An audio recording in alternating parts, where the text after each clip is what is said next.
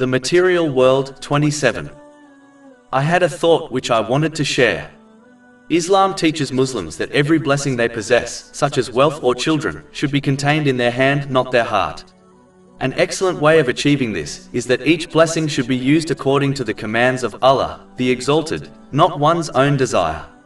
For example, one should strive to only spend their wealth on things commanded and recommended by Islam, such as a person's own necessities and on the necessities of their dependents, while avoiding waste, extravagance, and excessiveness. This attitude will prevent one from becoming attached to the blessing, meaning it will ensure the blessing remains in their hands instead of their heart. This is an important concept to understand and act on, as it prevents one from becoming too attached to the blessing. As each worldly blessing is bound to pass away, this attitude will prevent one from becoming overly sad, meaning becoming grieved and depressed when it eventually does.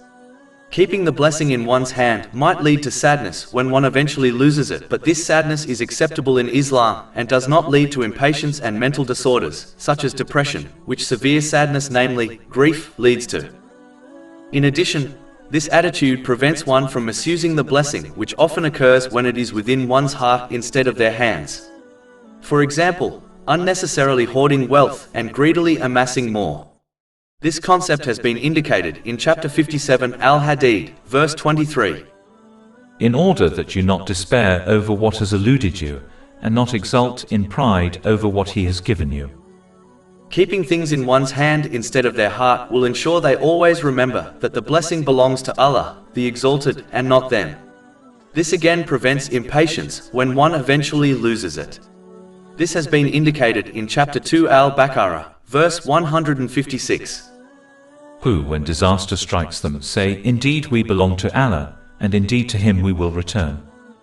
So a Muslim must strive to use each blessing according to the teachings of Islam, thereby ensuring it remains in their hands instead of their heart, which in fact should contain only the love of Allah, the Exalted. Over 400 free ebooks, audiobooks, infographics, podcasts and blogs available on our website, www.shakepod.com.